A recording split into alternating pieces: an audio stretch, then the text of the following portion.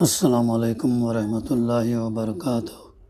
اعوذ باللہ من الشیطان الرجیم، بسم اللہ الرحمن الرحیم۔ کما ارسلنا فیکم رسولا منکم یتلو علیکم آیاتنا ویزکیکم ویعلمکم الکتاب والحکمۃ ویعلمکم ما لم تکونوا تعلمون۔ صدق اللہ العلی العظیم۔ رب اشرح لی صدری ویسر لی امری واحلل عقدۃ من لسانی یفقہوا قولی، رب زدنی علما۔ چنانچہ ہم نے ایک رسول تمہیں میں سے بھیجا جو ہماری آیات تمہیں سناتا ہے، تمہارا تزکیہ کرتا ہے، تمہیں کتاب الہی اور حکمت کی تعلیم دیتا اور تمہیں سکھاتا ہے جو تم جانتے نہ تھے۔ سورہ بقرہ آیت نمبر 151۔ گزشتہ درس نمبر 536 میں بھی اس کی کچھ تفسیر کا مطالعہ ہم نے کیا، تھوڑا سا رہ گیا ہے تو انشاءاللہ اس کو ہم آگے کریں گے۔ بڑی اہم آیت ہے یہ آیت، صراحتاً ابراہیم علیہ السلام کی دعا کے الفاظ دہرا رہی ہے۔ یہ دعا اس سے قبل اسی صورت میں گزر چکی ہے، اور یہ دعا ابراہیم علیہ السلام نے اس وقت کی تھی جب وہ اور حضرت اسماعیل علیہ السلام خانہ کعبہ کی بنیادیں اٹھا رہے تھے۔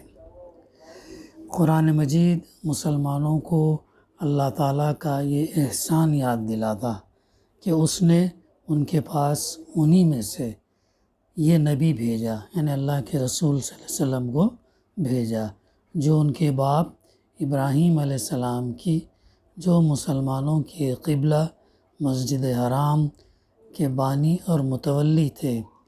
دعا کا ثمرہ ہے، اور آگے اس کی ابھی تفسیر کے اندر یتلو علیکم آیاتنا، یعنی رسول تمہیں جو کچھ سناتا ہے وہ سرتاسر حق ہے۔ اس کے علاوہ اس جملے میں ایک اور بات کی طرف اشارہ ہے۔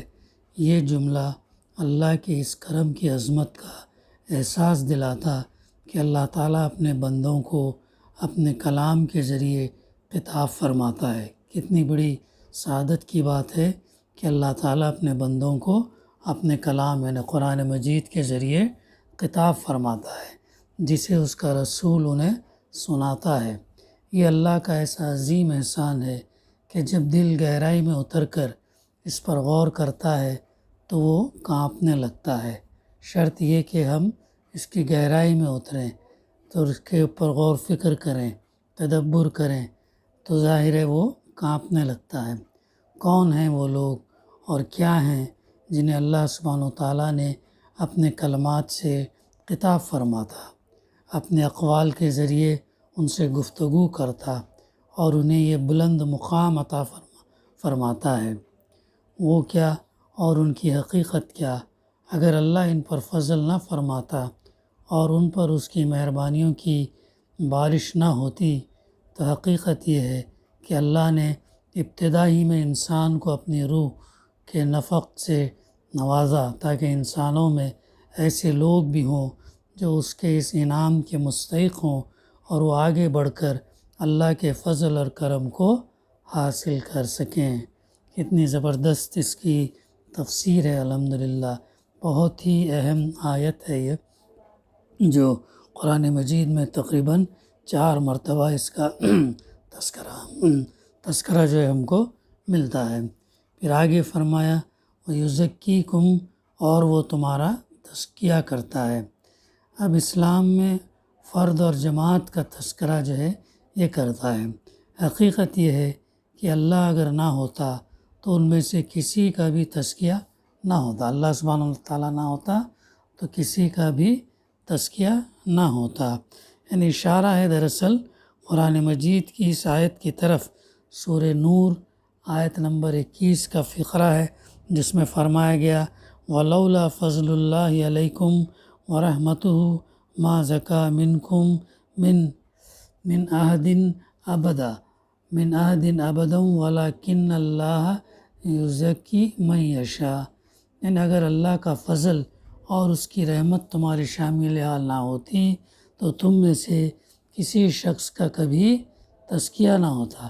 اللہ کا فضل اور اس کی رحمت ہماری شامل حال نہ ہوتی تو ہمارا جو ہے تزکیہ یا بلکہ کسی شخص کا بھی تزکیہ نہ ہوتا، لیکن اللہ جس کا چاہتا ہے تزکیہ کرتا ہے۔ کتنی بڑی زبردست بات ہے۔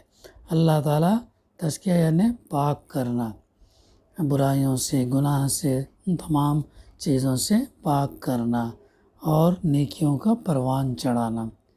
آگے مفسر رحمٰن نے یہ بتایا کہ اللہ اہل ایمان کے تزکیے کے لیے کیا طریقہ اختیار کرتا۔ وہ اس مقصد سے اپنا رسول بھیجتا جو ان کی تربیت اور ان کا تزکیہ کرتا ہے۔ اور پھر جو ہے آگے تفسیر، نہ کوئی پاک صاف اور بلند ہوتا، اگر تزکیہ اللہ تعالیٰ نہ کرتا تو پھر نہ کوئی بھی پاک صاف اور بلند نہیں ہوتا۔ اس نے اپنے رسول صلی اللہ علیہ وسلم کو بھیجا جو انہیں پاک کرتا، وہ ان کی ارواح روح کو شرک اور جاہلیت کی گندگی سے پاک کرتا ہے۔ اس وقت بھی اللہ کے رسول صلی اللہ علیہ وسلم نے کی اور آج تک بھی ہمارے لیے آپ صلی اللہ علیہ وسلم کی تعلیمات جو ہیں اس کو اگر ہم ایمان لائیں، عمل پیرا کریں تو ہمارا بھی جو ہے پھر تزکیہ ہو جاتا ہے شرک اور جاہلیت کی گندگی سے۔ وہ ان غلط افکار اور تصورات سے انہیں پاک کرتا جو انسانی روح کو بوجھل اور تباہ و برباد کرنے والے ہیں۔ وہ گندی خواہشات اور خراب جذبات کی آلودگیوں سے انہیں پاک کرتا ہے اور پھر ان کی روحیں اس کیچڑ میں لت پت نہیں ہوتی۔ قدیم زمانے سے لے کر موجودہ دور تک زمین کے اطراف و جوانب میں جو لوگ اسلامی تعلیمات سے پاکیزگی حاصل نہیں کرتے وہ خواہشات اور جذبات کی گندی اور زہریلی دلدل میں دھنسنے چلے جاتے ہیں۔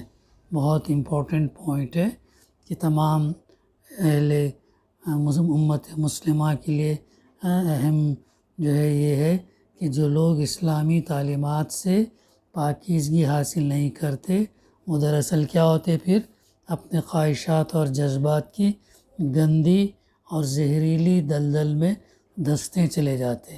ان کی حالت انسان کی انسانیت کے لیے باعث شرم ہوتی ہے۔ حیوانات جو اپنی جبلت کے تحت ہیں ان سے بلند تر زندگی گزارتے ہیں۔ حقیقت یہ ہے کہ ایمان کے بغیر انسان انتہائی پستیوں میں جا گرتا ہے۔ کتنی اہم بات ہے، اگر ایمان نہ ہو تو انسان جو ہے بہت پستیوں میں بہت گڑھوں میں جو ہے وہ جا گرتا ہے، اور حیوان اپنی جبلت کے تحت ان سے بہت زیادہ پاکیزہ زندگی بسر کرتا۔ اسلام ان کے معاشرے کو سود، ناجائز لین دین، فریب دہی، خیانت اور لوٹ کھسوٹ سے پاک کرتا ہے۔ یہ وہ چیزیں ہیں جو ارواح اور احساسات کو گندگیوں میں لتھیڑتی اور سماج اور زندگی کو گندگیوں میں لت پت کرتی ہیں۔ اسلام ان کی زندگی کو ظلم و ستم اور سرکشی اور زیادتی سے پاک کرتا اور صاف ستھرے انصاف کو سماج میں عام کرتا ہے۔ ایسے صاف ستھرے اور عام انصاف سے انسان کبھی اس طرح فیضیاب نہیں ہوا جس طرح وہ اسلام کے زیر سائے اور اسلامی حکومت اور اسلامی نظام کے تحت متمتع اور فیضیاب ہوتا ہے۔ مختصر یہ کہ اسلام ان ساری گندگیوں سے انہیں پاک اور صاف کرتا جن میں ان کے گرد و پیش ہر جگہ جاہلیت کا چہرہ لتھڑا ہوا ہے، اور جن میں ہر وہ سماج لت پت ہے جسے اسلام اپنی روح اور اپنے پاک اور پاکیزہ نظام حیات کے ذریعے پاک صاف نہیں کرتا۔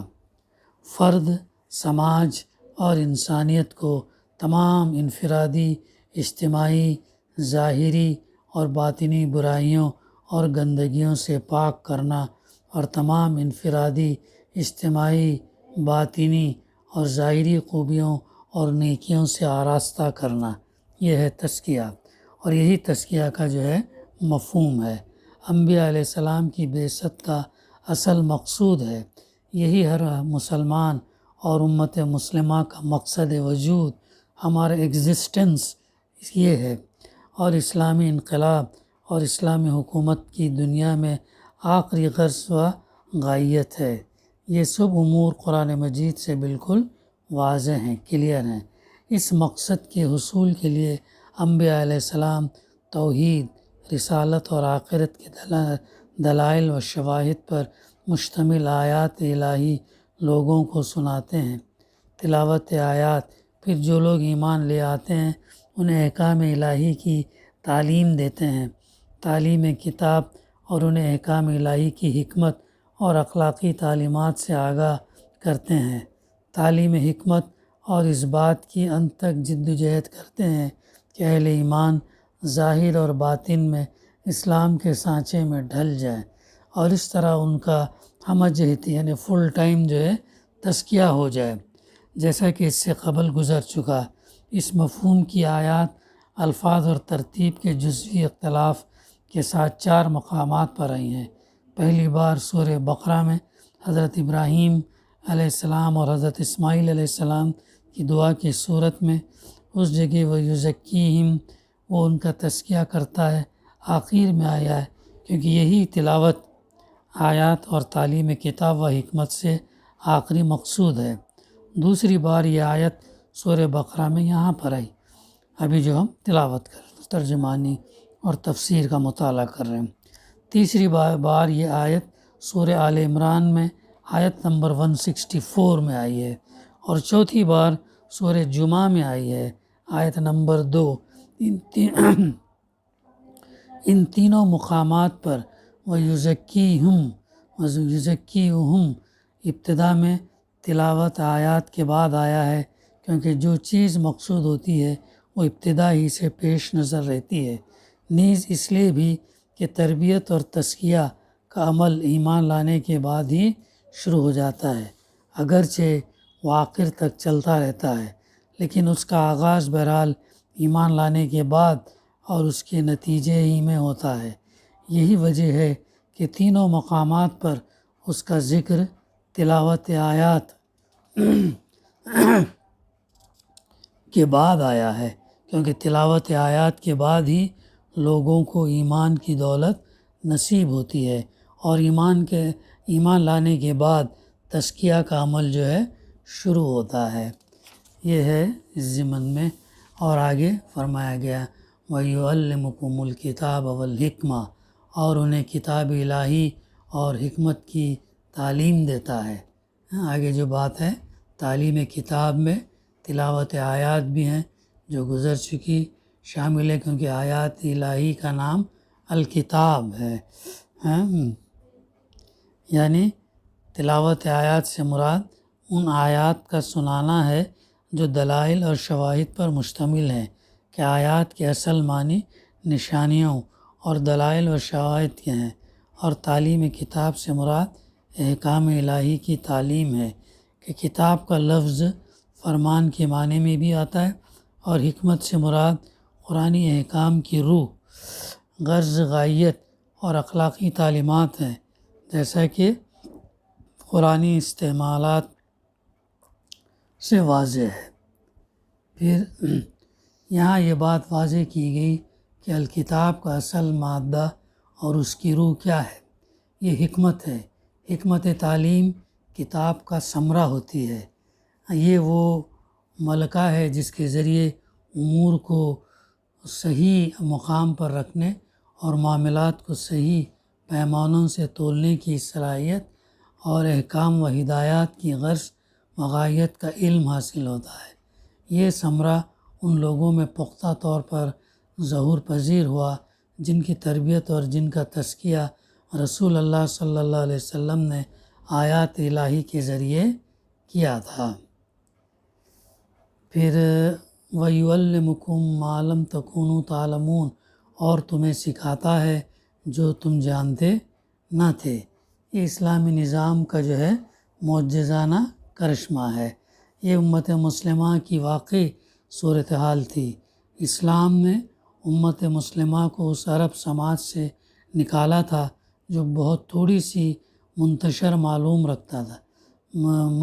معلومات رکھتا تھا، جو صحرا میں قبائلی زندگی یا صحرا کے اندرون میں دنیا سے کٹے ہوئے چھوٹے چھوٹے شہروں میں زندگی بسر کرنے کے لیے کارآمد تھی۔ اس جاہل اور پسماندہ سماج سے ایک ایسی امت پیدا کی جس میں حکمت اور دانائی اور حق اور راستی کے ساتھ نوع انسانی کی قیادت کی۔ کتنی زبردست بات ہے یہ، اس پر غور کریں ہم، کیسے پسماندہ سماج میں سے ایک ایسی امت پیدا کی جس میں حکمت اور دانائی اور حق اور راستی کے ساتھ نوع انسانی کی قیادت کی، لیڈ کیا، راستہ بتایا۔ یہ قیادت باخبر، صاحب بصیرت اور علم و معرفت کی حامل تھی، اور یہی قرآن رسول اللہ صلی اللہ علیہ وسلم کی ہدایت کے ساتھ جو اسی قرآن سے ماخوذ تھی، اس امت کی تعلیم اور تربیت کا واحد سرچشمہ تھا، اور رسول اللہ صلی اللہ علیہ وسلم کی مسجد جہاں قرآن کی تلاوت اور قرآن سے ماخوذ ہدایات نبوی کی تعلیم ہوتی، وہ عظیم یونیورسٹی تھی جہاں سے اس قوم نے سند فراغ حاصل کی جس نے نوع انسانی کی قیادت حکمت اور دانائی اور حق و راستی کے ساتھ کی، ایسی قیادت جس کی کوئی نظیر نوع انسانی کی طویل تاریخ کے دوران انسانیت کے علم میں نہ اس سے قبل آئی اور نہ اس کے بعد، یعنی اس صحیح اور حق قیادت راشدہ کی خصوصیات جاننے کے لیے ہم مولانا ابوالحسن علی ندوی کی کتاب ماذا خسر العالم بنہات مسلمین، اس پر انسانی دنیا پر مسلمانوں کے عروج اور زوال کا اثر، اس کا ہم مطالعہ کر سکتے ہیں، اس کا ہم مطالعہ کریں۔ یہ نظام حیات جس نے یہ امت اور یہ قیادت پیدا کی، امتداد زمانے کے باوجود یہ صلاحیت رکھتا کہ وہ اسی طرح کی امتوں اور قیادتوں کو جنم دے سکے، بس شرط یہ ہے کہ امت مسلمہ اسی سرچشمے کی طرف رجوع کرے، اس قرآن پر سچ مچ ایمان لائے اور اسے خوش الحانی کے ساتھ زبان سے ادا ہونے والے کلمات کی حیثیت دینے کے بجائے جن سے کانوں کو سرور حاصل ہو اپنی زندگی کا نظام بنائے۔ ہم یہ دیکھتے ہیں کہ امت مسلمہ دنیا کی قائد ہے۔ نبی صلی اللہ علیہ وسلم نے اس بات سے منع فرمایا کہ اللہ اور اس کے خاص طریقے زندگی کے سوا جسے زمین میں قائم و برپا کرنے کے لیے یہ امت آئی ہے، کہیں اور سے رہنمائی حاصل کی جائے۔ آپ نے دراصل روئے زمین کی دوسری قوموں سے اندرونی طور پر شکست کھانے اور ان کی ذہنی غلامی سے روکا ہے۔ کسی سماج سے ذہنی طور پر شکست کھانے ہی کا نتیجہ ہوتا ہے کہ انسان اس سماج کی تقلید اور نقالی کرنے لگتا ہے، لیکن امت مسلمہ کا یہ کام نہیں ہے۔ اس کا قیام تو اس لیے ہوا کہ وہ نوع انسانی کی قیادت کے مقام بلند پر فائز ہو، لیڈ کرے۔ امت مسلمہ کی ذمہ داری یہ ہے کہ وہ دنیا کو لیڈ کرے، رہنمائی کرے۔ اس کے شایان نشان یہی ہے کہ وہ اپنے عقیدے کی طرح اپنی روایات اور اعمال بھی اسی سرچشمے سے حاصل کرے جس نے اسے نوع انسانی کی قیادت اور رہنمائی کے لیے چنا ہے۔ امت مسلمہ تو سب سے بلند اور برتر ہے، وہ امت وسط ہے، وہ خیر امت ہے جو انسانوں کی ہدایت اور رہنمائی کے لیے برپا کی گئی۔ یہ امت اپنا فکر اور اپنا طریق زندگی کہاں سے اخذ کرے گی؟ یہ اپنی روایات اور اپنے ضوابط اور قوانین کہاں سے حاصل کرے گی؟ اگر اللہ تبارک و تعالیٰ سے حاصل نہ کرے گی تو ان پست افراد و اقوام سے حاصل کرے گی جنہیں پستیوں سے نکال کر بلندیوں تک لے جانے کے لیے یہ امت وجود میں آئی ہے۔ بہت اہم پوائنٹس ہیں جی ساتھیوں، اس پر ہم غور کریں اور اس پر ہم عمل بھی کریں۔ اسلام نوع انسانی کو بلند ترین فکر اور سب سے صحیح اور محکم طریقے زندگی کی ضمانت دیتا ہے۔ وہ پورے نوع انسانی کو دعوت دیتا ہے کہ اس کے سائے رحمت میں آ جائے۔ یہ کوئی تعصب کی بات نہیں ہے کہ اسلام نوع انسانی کا اتحاد کسی اور بنیاد کے بجائے صرف اپنی بنیاد پر، کسی اور نظام زندگی کے بجائے صرف اپنے نظام حیات کی اساس پر، اور کسی اور جھنڈے کے بجائے صرف اپنے پرچم کے تحت کرنا چاہتا ہے۔ جو شخص تمہیں اللہ اور بلند ترین فکر اور بہترین نظام زندگی کی بنیاد پر اتحاد کی دعوت دیتا ہے اور اس بات سے انکار کرتا کہ اللہ کے بھیجے ہوئے طریقے زندگی سے انحراف اور جاہلیت کی مہلک پستیوں میں گرنے کی بنیاد پر اتحاد حاصل کیا جائے، وہ متعصب نہیں، یا متعصب ہے صرف حق اور خیر و صلاح کے لیے۔ امت مسلمہ جو ایک مخصوص اور ممتاز قبلے کی طرف رخ کرتی ہے، اس کے لیے ضروری ہے کہ وہ اس کے مفہوم کو جان لے۔ قبلہ صرف ایک مقام یا سمت کا نام نہیں ہے جس کی طرف کوئی گروہ نماز میں رخ کرتا ہو۔ مقام یا سمت تو محض ایک رمز ہے، امتیاز اور خصوصیت کا رمز، امتیاز فکر میں، امتیاز تشخص میں، امتیاز منزل مقصود اور ہدف میں، امتیاز ان امور میں جن کا اہتمام کیا جائے، امتیاز وجود میں۔ آج جاہلیت کے مختلف تصورات سے زمین گونج رہی ہے۔ جاہلیت کے مختلف اغراض اور مقاصد ہیں جنہیں سب اہل زمین اپنائے ہوئے ہیں۔ جاہلیت کے مختلف جھنڈے ہیں جنہیں سب قومیں اٹھائے ہوئے ہیں، اور امت مسلمہ جاہلیت کے اس طوفان کے درمیان گھری ہوئی ہے۔ آج امت مسلمہ کو اس بات کی شدید ضرورت ہے کہ اس کا مخصوص تشخص ہو جو غالب جاہلیت کے تصورات سے بالکل ممتاز اور مختلف ہو۔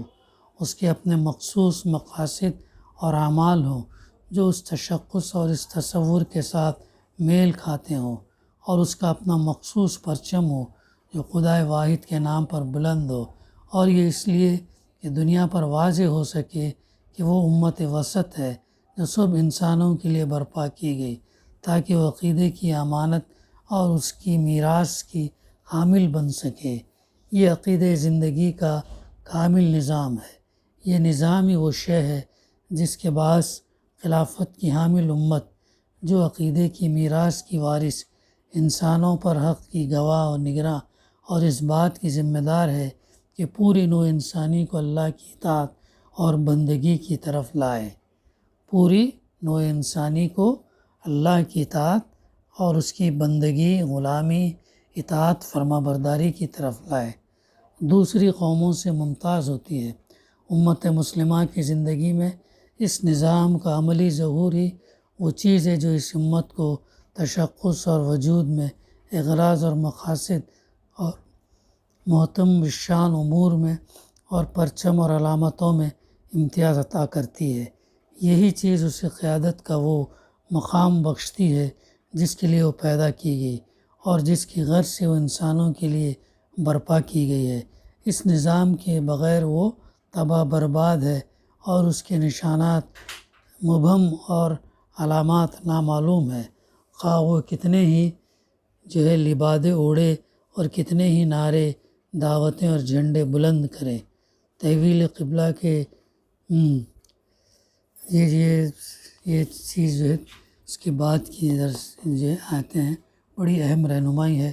دعا ہے کہ اللہ سبحانہ و تعالیٰ ہمیں کہنے سننے سے زیادہ صحیح سمجھنے، عمل کرنے اور اس جد جہد میں، لیکن جس جد جہد جو امت مسلمہ کا مقصد ہو۔ ربنا تقبل منا انک انت السمیع العلیم وتب علینا انک انت التواب الرحیم۔ صلی اللہ تعالیٰ علی خیر خلقہ وعلی آلہ وصحبہ اجمعین، الحمد للہ رب العالمین۔